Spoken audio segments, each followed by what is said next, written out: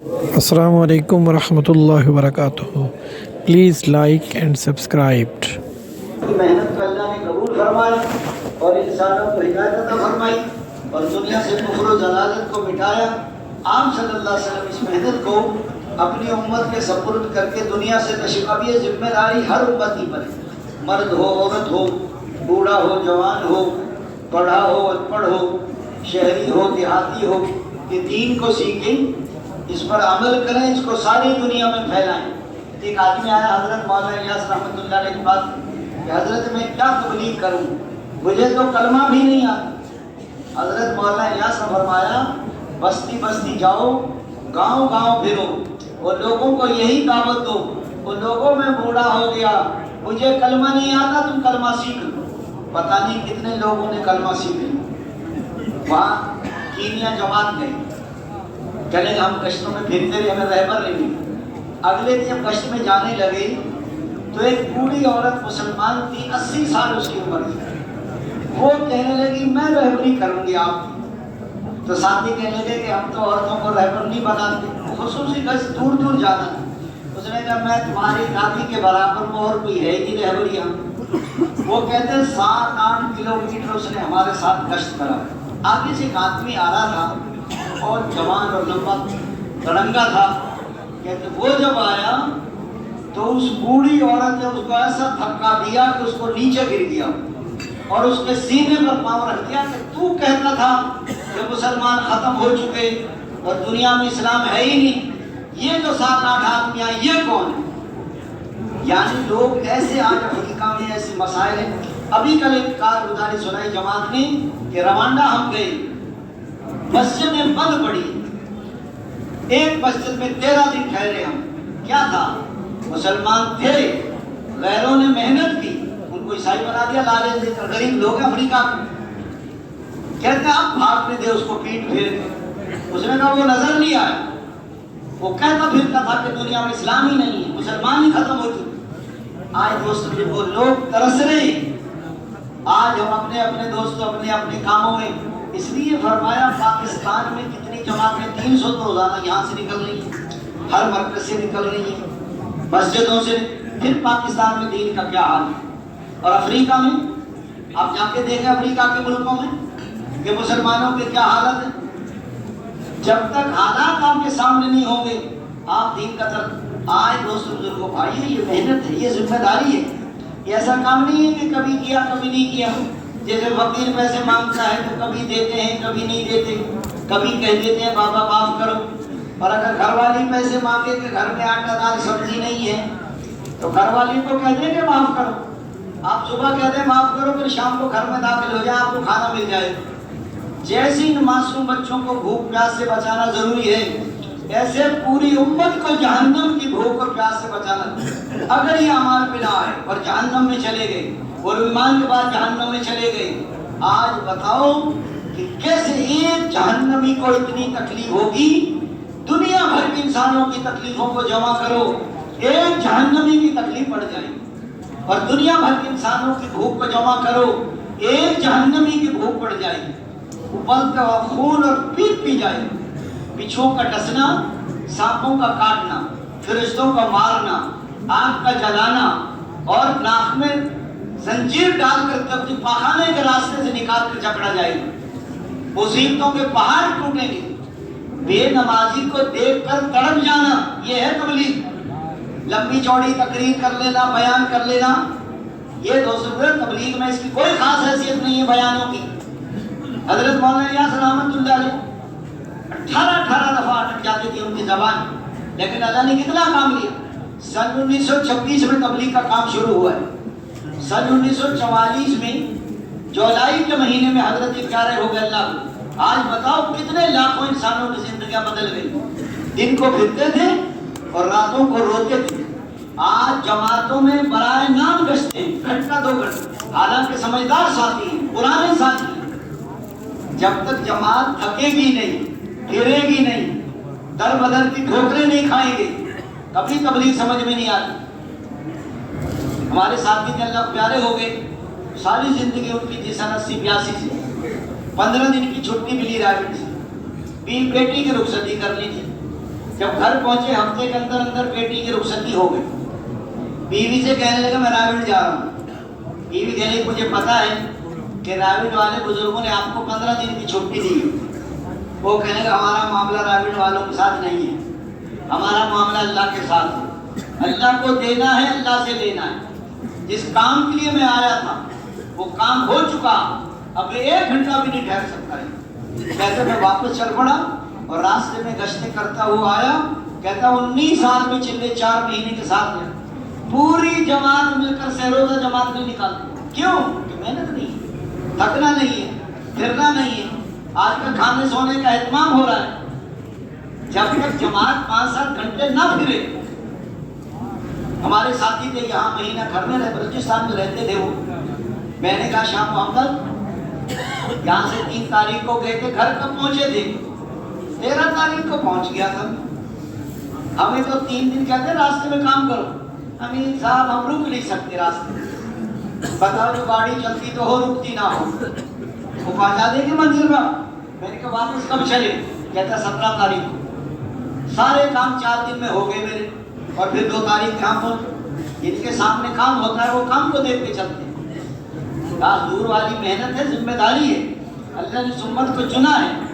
یہ 5 اعمال کم سے کم, جو آدمی 5 اعمال کی پابندی نہیں کرتا وہ بندہ خطرے میں, اس کا کسی وقت بھی کبھی. یہ صحابہ کرام کے سامنے دیکھو, زندگیاں کھپ گئی, بچے یتیم ہو گئے, عورتیں بیوہ ہو گئی. مدینے جیسا شہر نہیں, حضور جیسا امام نہیں, نماز جیسا عمل نہیں, اور جمعہ جیسا دن نہیں. انہی 4 چیزوں کے لیے عبداللہ بن رواحہ ٹھہرے تھے. حضور نے فرمایا 500 سال بعد جنت میں جاؤ, صرف حضور کے پیچھے نماز. آج بتاؤ دوستو, تبلیغ میں لگے بہت دن ہو گئے, لیکن اپنی قربانیوں کو بڑھائیں. حضرات صحابہ کرام نے محنت کی, حضور صلی اللہ علیہ وسلم نے محنت کی, اور حضور نے صحابہ نے قربانیاں دی. اللہ تعالیٰ نے دین کو دنیا میں زندہ فرمایا. مدینے میں ایمانیات, عبادات, اخلاق, معاملات, معاشرت, عدل و انصاف, اللہ نے سارے احکامات کو زندہ کیا. لیکن حضور پاک صلی اللہ علیہ وسلم کے آخری وقت تھا, اور مدینے پر 2 لاکھ کا لشکر آ رہا تھا حملہ کرنے کے لیے روم کی طرف سے. آپ صلی اللہ علیہ وسلم نے حضرت اسامہ بن زید رضی اللہ عنہ کو امیر بنایا, جو رشتے میں پوتے لگتے تھے, زید بن حارثہ کے بیٹے تھے, اور ان کو روانہ کیا. وہ جرم میں جا کے وہ لشکر ٹھہر گیا. آپ صلی اللہ علیہ وسلم کی طبیعت خراب ہو گئی تو حضرت اسامہ کو حضور سے بڑی محبت, حضور کو بھی ان سے بڑی محبت. تو روزانہ آ کر ملتے, واپس چلے جاتے. پھر آپ صلی اللہ علیہ وسلم کی طبیعت اچھی ہو گئی, وہ لشکر روانہ ہو گیا. پھر سوموار کے دن زوال کے قریب حضور کی طبیعت خراب ہوئی اور آپ صلی اللہ علیہ وسلم کا وصال ہو گیا. ادھر تو حضور صلی اللہ علیہ وسلم کے وصال کا صدمہ, اتنا بڑا صدمہ صحابہ پر کبھی نہیں آیا. اتنی محبت تھی کہ وضو کا پانی نیچے گرنے نہیں دیتے, لعاب دہن کو اپنے ہاتھوں پہ ملتے تھے. یا رسول اللہ اپنے گھر میں ہوتے ہیں اور ہم بے چین ہو جاتے ہیں, ہم آپ کے گھر کے قریب چکر لگاتے ہیں کہ حضور کا آواز آ جائے, حضور کی زیارت ہو جائے. صحابہ کرام پریشان, یا رسول اللہ آپ تو جنت میں اوپر کے درجوں میں چلے جائیں گے اور ہم نیچے کے درجوں میں رہ جائیں گے, اور جنت میں آپ سے ملاقات نہیں ہوگی تو دل کیسے لگے گا. حضور نے فرمایا جو اللہ رسول کی بات کو مان لیں گے وہ جنت میں ان کے ساتھ ہوں گے, اور اوپر کے درجے والے نیچے کے درجے والوں سے ملنے آیا کریں. آپ صلی اللہ علیہ وسلم نے ہر گھر سے رونے کی آواز. حضرت عمر کو ہوش نہیں, جو یہ کہے کہ حضور کا وصال ہو گیا میں اس کی گردن کاٹ دوں گا, اس اپنے اللہ کے پاس گئے واپس آ جائیں گے. حضرت عمر میں, عثمان میں ہمت نہیں, حضرت علی بول نہیں سکتے. اور ادھر مسلمان قذاب نے نبوت کا دعویٰ کر دیا, 45,000 کا لشکر اس کے ساتھ تھا. ادھر شجاع نامی عورت نے نبوت کا دعویٰ کر دیا. ادھر سے بہت سے ایسے لوگ تھے جو مرتد ہو گئے, بعض ایسے تھے جنہوں نے زکوٰۃ کا انکار کر دیا, اور بعض ایسے تھے کہ زکوٰۃ دیں گے لیکن مدینے نہیں پہنچائیں. چاروں طرف سے حالات ایسے. حضرت ابوبکر رضی اللہ عنہ تشریف لائے, آپ صلی اللہ علیہ وسلم کی پیشانی مبارک کا بوسہ لیا اور سب کو مسجد نبوی میں جمع کیا اور وہاں خطبہ دیا. کہ حضور صلی اللہ علیہ وسلم میرے رسول ہی تو تھے، خدا تو نہیں تھے جن کو موت نہ آئے، اور جو واپس پھر جائے گا وہ اپنا نقصان کرے۔ سارے مسائل حضرت ابوبکر کو معلوم تھے کہ روزہ مبارک کہاں ہوگا، ساری چیزیں حضرت ابوبکر صدیق رضی اللہ عنہ، سارے مسائل حضرت ابوبکر صدیق رضی اللہ عنہ فرمانی اسامہ کے لشکر کو روانہ کرو۔ صحابہ کرام نے رائے دی، اے امیر المومنین مدینے پر خطرہ ہے، یہاں مستورات ہیں اور ام المومنین ہیں، اب حالات بدل گئے، آپ اس لشکر کو نہ بھیجیں۔ حضرت ابوبکر صدیق رضی اللہ عنہ فرمایا جس لشکر کو حضور صلی اللہ علیہ وسلم روانہ کر گئے اس کو ابوبکر بدل دے، بلکہ حضرت ابوبکر کا آخری وقت تھا، مرض الوفات میں تھے۔ حضرت منبہ بن حارثہ رضی اللہ عنہ آئے، امیر المومنین فلاں علاقے کے لوگ مرتد ہو گئے، مجھے بٹھاؤ، میں اس وقت مر جاؤں، شام ہونے سے پہلے لشکر بھیج دینا، اور شام کو مر جاؤں تو صبح ہونے سے پہلے لشکر بھیج دینا۔ فرمایا حضور کے وصال پر اگر میں اسامہ بن زید رضی اللہ عنہ کو لشکر کو نہ بھیجتا تو مدینہ آگ کی بھٹی بن جاتا۔ حضرت ابوبکر صدیق رضی اللہ عنہ، اس لیے ابو ہریرہ فرماتے تھے ابو بکر نہ ہوتا تو دنیا میں دین نہ ہوتا۔ حضرت عائشہ فرماتی ہیں کہ حضرت ابا جان نے جیسی محنت کی، اگر ایسی محنت نہ کرتے تو دنیا میں سجدہ کرنے والا انسان باقی نہ رہتا۔ ابو بکر فرما رہے دین میں کمی آ جائے اور ابو بکر زندہ رہے، اونٹ کے ساتھ جو رسی دیتا تھا زکات میں، جو زکات میں رسی نہیں دے گا اس سے قتال کریں گے۔ حضرت ابو بکر رضی اللہ عنہ کا زمانہ ٹوٹے ہوئے نقشے کو بنانے کا زمانہ ہے، اور حضرت عمر رضی اللہ عنہ کا زمانہ بنے ہوئے نقشے کو چلانے کا زمانہ ہے۔ حضرت ابو عمر نے عرض کیا، اے امیر المومنین ایک دن کی نیکی دے دیں اور ایک رات کی نیکی دے دیں تو میں ساری زندگی کی نیکی دینے کو تیار ہوں۔ جو ہجرت کی رات ہے اور جو حضور کے موقع پر وصال کے موقع پر امت کو سنبھالا ہے، حضرت ابو بکر رضی اللہ عنہ کا زمانہ۔ اس لیے ابو ہریرہ فرماتے تھے ابو بکر نہ ہوتا تو دنیا میں دین نہ ہوتا۔ اس لیے فرمایا کہ ٹوٹے ہوئے نقشے کو بنانا اور ایک بنے ہوئے نقشے کو چلانا۔ حضرت ابو بکر رضی اللہ عنہ کا زمانہ ٹوٹے ہوئے نقشے کو بنانے کا زمانہ تھا، اور حضرت عمر رضی اللہ عنہ کا زمانہ بنے ہوئے نقشے کو چلانے کا زمانہ۔ اس نے فرمایا ابو بکر کی جگہ اگر حضرت عمر ہوتے تو دنیا میں دین نہ ہوتا۔ دونوں میں تھوڑا فرق ہے، لیکن ایسے موقع پر کسی کو سمجھ نہیں آتی تھی۔ حضرت عائشہ فرماتے ہیں مسلمانوں کی حالت ایسی ہو گئی تھی جیسے بکریاں بارش میں بھیگ کر ایک کونے میں جمع ہو جاتی۔ اس لیے ایسے موقع پر امت کو سنبھالا حضرت ابوبکر صدیق رضی اللہ عنہ۔ ایک نقشہ دی، ایک نشر دی، ایک اشاعت دی، ایک حفاظت دی۔ نقشہ دین یہ ہے کہ مسلمانوں کی زندگی سے دین نکل جائے، جیسے حضور کے مثال پر نکلا تھا ایسے موقع پر امت کو 100% نکلنا ہوگا۔ حضرت ابوبکر رضی اللہ عنہ فرمایا اس لشکر کو روانہ کر رہے، حضرت عمر آئے، اے امیر الامین بدل دیں۔ حضرت ابوبکر نے حضرت عمر کے سینے پر مکہ مارا، اے عمر زمانہ جہالیت میں بہادر تھے، آج بزدل ہو گئے، جس کو حضور امیر بنا اس کو ابوبکر بدل دے، اسامہ ہی امیر ہو گئے۔ حضرت ابوبکر رضی اللہ عنہ کا زمانہ ٹوٹے ہوئے نقشے دین مسلمانوں کی زندگی میں جب دین نکلا 100% کو حضرت ابوبکر نے نکالا ہے۔ مسلمانوں کی زندگی میں دین ہے، غیروں کو لانا ہے تو باری باری جا سکتے ہیں، لیکن حضرت ابوبکر اس موقع پر حضرت اسامہ کے لشکر کو خود روانہ کیا۔ حضرت اسامہ ایسا راستے بدل بدل کر چلے کہ 5 جاسوس بھیجے انہوں نے، ایک لشکر ان کو 5 جگہ نظر آیا، وہ ڈر گئے، اللہ نے مدد کی، وہ واپس چلے گئے۔ باقی جو 400-500 قریب مسلمان بچے مدینے میں، حضرت ابوبکر امیر بن گئے۔ ایک بستی میں پڑھی نماز ظہر، عصر کہیں اور پڑھی، مغرب کہیں اور پڑھی، عشاء کہیں اور پڑھی، فجر کہیں۔ ان بستی والوں نے 3 دن کے اندر اندر سب جگہ ان سے لڑائی کی اور انہوں نے توبہ کی، زکات کا اقرار کیا، مرتد اسلام میں داخل ہوئے، اور یہ چاروں طرف ہجرت دوڑ گئی۔ مسلمان اسی طاقت کے ساتھ ہیں جیسے پہلے تھے۔ وہ یہ سمجھ کر نبی تو چلا گیا، ان کی ہوا تو اکھڑ گئی، اب ان کے ساتھ کیا ہے؟ 3 دن کے بعد صحابہ کرام مشورہ کیا، اے امیر المومنین آپ تو مدینے تشریف لے جائیں، مسجد نبوی میں 3 دن اذان نہیں ہوئی، کوئی بالغ مرد نہیں تھا کہ جو اذان دینے والا ہو، اور امت کو سمجھا دیا کہ مسلمانوں کی زندگی سے دین نکلے گا تو 100% کو نکل۔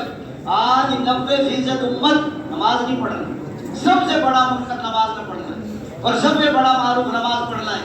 ایسے موقع پر حضرت ابوبکر و لشکر بھی اکٹھے ہو گئے۔ سجا نامی عورت نے توبہ کی اسلام میں داخل ہو گئی۔ مسلمان قذاب کے لشکر کے ساتھ حضرت خالد بن ولید رضی اللہ عنہ کو امیر بنایا حضرت ابوبکر نے۔ سخت لڑائی ہوئی لیکن ان کو شکست نہیں ہوئی۔ حضرت خالد بن ولید رضی اللہ عنہ نے الگ الگ قبیلوں کو ترغیب دی، پھر سخت لڑائی ہوئی اور وہ لوگ قلعے میں اندر بند ہو گئے لیکن شکست نہیں ہوئی۔ مشورہ کیا کیا جائے؟ حضرت برا بن مالک رضی اللہ عنہ رائے دی، ایک آدمی کو قلعے کی دیوار کے اوپر سے پھینک، دروازہ کھولے گا۔ کس کو پھینکے؟ مجھے پھینکو۔ کیسے پھینکیں؟ بڑے قد کا اونٹ لاؤ، اس پہ ایک آدمی کو بٹھاؤ، اس پہ ڈھال رکھو، اس پہ میں بیٹھوں گا، قلعے کی دیوار پہ چڑھوں گا اور اپنے کو گراؤں گا، دروازہ کھولوں گا۔ آج بتاؤ ان کے بھی تقریباً کوئی 5-10-7 ہزار قتل ہوئے، ان کے بھی 1000-1200 شہید ہوئے، سخت لڑائی ہوئی۔ حضرت برا بن مالک کہتے ہیں کہ جب میں نے اوپر سے اپنی کو گرایا، ایک وقت میں 40 تلواریں پڑی، لیکن لڑتے لڑتے دروازہ کھول دیا اور 10 آدمیوں کو قتل کر دیا اور صحابہ کرام داخل ہو گئے۔ حضرت وحشی رضی اللہ عنہ مارا، ایک انصاری نے تلوار ماری، مسلمان قذاب قتل ہوا، بھگ کر بچ گئے، کچھ قید میں آئے، کچھ قتل ہو گئے۔ اللہ تعالیٰ نے 1.5-2 مہینے میں سارے فتنے ختم کر دی، لیکن قربانی کس درجے کی؟ حضرت برا بن مالک نے کہا تھا مجھے پھینکو میں مر نہیں سکتا، حضور نے فرمایا برا بن مالک تو فلاں جنگ میں بھی شریک ہوگا، وہ جنگ ابھی تک نہیں ہوئی۔ اللہ کے نبی کی بات سچی ہے، جو مرنا نہیں جانتا وہ جینا بھی نہیں جانتا۔ آج ہماری قربانیوں کا درجہ ابتدائی درجہ ہے، اگر ان قربانیوں پر عمومی ہدایت کے فیصلے ہونے ہوتے اب تک ہو جاتے۔ اللہ ہم سے اگلے درجے کی قربانی چاہتا ہے، اللہ ہمارا محتاج نہیں ہے، ہمارے چیلے چار میں وہ قدرت والا ہے، رات کو سوئیں تو سب فاجر ہوں اور صبح اٹھے تو سب اولیاء اللہ ہوں، وہ ہماری محنت کو محتاج نہیں، لیکن ہمارا لگوا کر اس کو دینا چاہتے ہیں۔ اس لیے فرمایا اپنی قربانیوں کو بڑھاؤ، مقام پہ ہو تو اپنی مسجدوں کو آباد کرو۔ مسجد نبی 24 گھنٹے آباد، آنے والوں کو کھانا بھی کھلائیں، ہدیہ بھی دیں، دین بھی سکھائیں۔ مسجد نبی انسان دائی بنتا تھا، نمازی بنتا تھا، ذاکر بنتا تھا، زاہد بنتا تھا، متقی بنتا تھا، معلم بنتا تھا، متعلم بنتا تھا، خلیق بنتا تھا، مجاہد بنتا تھا۔ انسانوں کے بننے کی جگہ مسجد ہے اور مسجد والے اعمال ہیں۔ مسلمان پہلے مسجد سے جڑتا ہے، پھر مسجد کے عملوں سے جڑتا ہے، پھر اللہ سے جڑ جاتا ہے۔ پہلے مسجد سے کٹتا ہے، پھر مسجد کے عملوں سے کٹتا ہے، پھر اللہ سے کٹتا ہے۔ حضرات صاحب کرام کی قربانیاں دوست کو بھائی ساری دنیا میں آج ان کی قبریں ملتی ہیں، ساری دنیا میں۔ ایسے دنیا میں اپنی زندگیوں کو سادگی پر لاؤ اور سنت پر لاؤ اور شریعت پر لاؤ اور سادگی پر لاؤ اور تقوی پر لاؤ اور قناعت پر لاؤ۔ صحابہ کرام کی زندگی قناعت کی زندگی، کم سے کم میں گزارا۔ آج ہماری زندگیاں دوستوں خراجات بڑھ گئی، خواہشات بڑھ گئی۔ حضرت عمر بن سعد رضی اللہ عنہ، حضرت عمر رضی اللہ عنہ نے ہمس کا گورنر بنایا۔ 1 سال گزر گیا، انہوں نے اپنے حاکم کو خبر نہیں دی۔ حضرت عمر رضی اللہ عنہ نے اپنے حاکم یرفا رضی اللہ عنہ کا یرفا ہم نے عمر بن سعد کو ہمس کا گورنر بنایا اور انہوں نے اپنے حاکم کو خبر نہیں دی۔ ایسا لگتا ہے جیسے بہت سارا مال جمع کر کے اپنے گھر بھیج دیا۔ ان کو خبر کرو اور ان کو ہمت سے مدینے واپس بلاؤ۔ ان کے پاس خبر پہنچ گئی، وہ ہمت سے مدینے حضرت عمر کی خدمت میں پہنچ گئے۔ السلام علیکم۔ وعلیکم السلام۔ اے عمر مال کہاں ہے؟ مال کہاں تھا میرے پاس؟ وہ جو زکوٰۃ وصول کرتے تھے وہ کہاں ہے؟ وہ غریبوں میں تقسیم کر دیتا تھا۔ آپ بتائیے امیر المومنین، آپ کا اگر زکوٰۃ میں حصہ تھا تو میں آپ کے لیے لے آتا۔ کیا لائے ہو؟ ایک ڈنڈا، ایک لوٹا، ایک تھیلا، رنگ کا کالا ہو چکا۔ ہمت سے مدینے 1000 کی 1500 کلومیٹر پیدل آئے۔ حضرت عمر نے فرمایا سواری کہاں ہے؟ سواری نہیں، پیدل آیا ہوں۔ ہمس والوں نے سواری نہیں دی کہ جی میں نے مانگی نہیں، انہوں نے دی نہیں۔ حضرت عمر نے فرمایا عمر بڑے برے لوگ ہیں، ہمس کے اپنے گورنر کو سواری بھی نہیں دی۔ اے امیر المومنین، خود ہی تو غیبت سے منع کرتے ہیں اور خود ہی ان کی غیبت کر رہے ہیں۔ وہ اچھے لوگ، وہ تو صبح کی نماز پڑھتے ہیں، جو صبح کی نماز پڑھے اللہ کی عبادت میں آ جاتے ہیں۔ حضرت عمر نے دیکھا بڑی ظاہرانہ زندگی۔ اے عمر واپس چلے جاؤ، میں آپ کو دوبارہ گورنر بناتا ہوں. اب میں گورنر نہیں بنوں گا. کیوں نہیں بنو گے؟ میں نے گورنری کے زور میں آ کر اور زوم میں آ کر ایک عیسائی کو یہ کہہ دیا کہ اللہ تجھے رسوا کرے. اب میں گورنر نہیں بنتا. آپ مجھے اجازت دے دیں میں اپنے گھر جاتا ہوں. مدینے سے 3-4 میل اور ایک بستی ان کا گھر تھا. اپنے گھر چلے گئے. حضرت عمر رضی اللہ عنہ نے حضرت حارث رضی اللہ عنہ کو بلایا کہ حارث عمیر بن سعد رضی اللہ عنہ کو گھر جاؤ اور ان کے گھر جا کر مہمان بنو اور تحقیق کرو. ہو سکتا ہے انہوں نے مال کسی اور راستے سے بھیج دیا ہو. اگر ان کے گھر میں فقر و فاقہ تنگی ہو یہ 100 درہم دینار ان کو دے دینا. اور اگر ان کے گھر میں مال و دولت فراوانی ہو تو مجھے آ کے بتا دینا. حضرت حارث ان کے گھر چلے گئے. وہ اپنی گھر کی دیوار کے ساتھ ٹیپ لگا کر اپنے کرتے سے جوئیں نکال رہے. لمبے سفر میں جوئیں پڑ گئے. انہوں نے سلام کیا. انہوں نے وعلیکم السلام کہا. اے حارث ہمارے مہمان بن جاؤ. کہ جی بہت اچھا. 3 دن ان کے گھر مہمان رہے. مہمان کی مہمانی 3 دن ہوتی ہے. چوتھے دن میزبان کا مہمان پر احسان ہوتا ہے اس کے ذمہ نہیں ہوتا. بہت اچھا. 3 دن ان کے گھر رہے.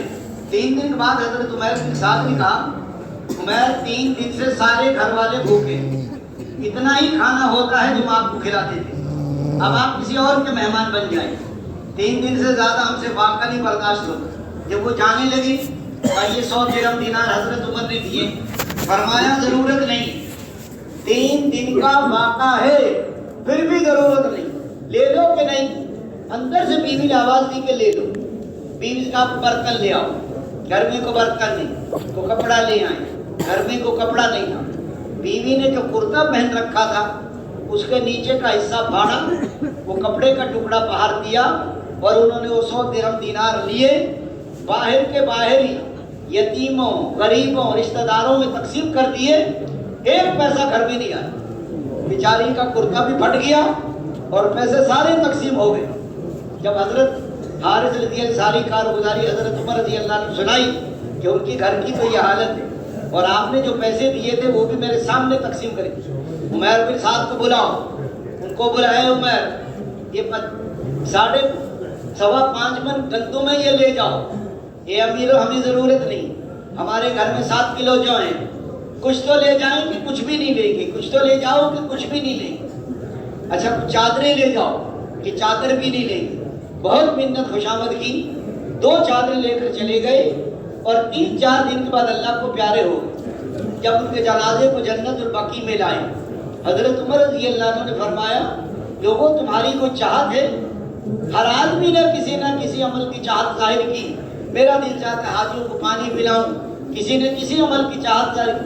حضرت عمر نے فرمایا میری بھی چاہت ہے کہ مجھے عمیر بن سعد جیسا انسان مل جاتا میں اس کو حمص کا گورنر بنا دوں. اپنی زندگیوں کو سمیٹنا ہوگا. اگر ایسے دوست چلتے رہے تو قربانی نہیں کر سکیں گے. آگے نہیں بڑھ سکتے. بتاؤ کون کون تیار ہے قربانی کرنے؟ کھڑے ہو کے دکھاؤں. بیٹھنے کا کام نہیں ہے کبھی. ہر آدمی اپنی تشکیل خود کرے. تشکیل والوں کو بلائیں تو کام لمبا ہو جائے. ہر آدمی صفات میں بھی بڑھے قربانیوں میں بھی بڑھے. اللہ قبول فرمائے.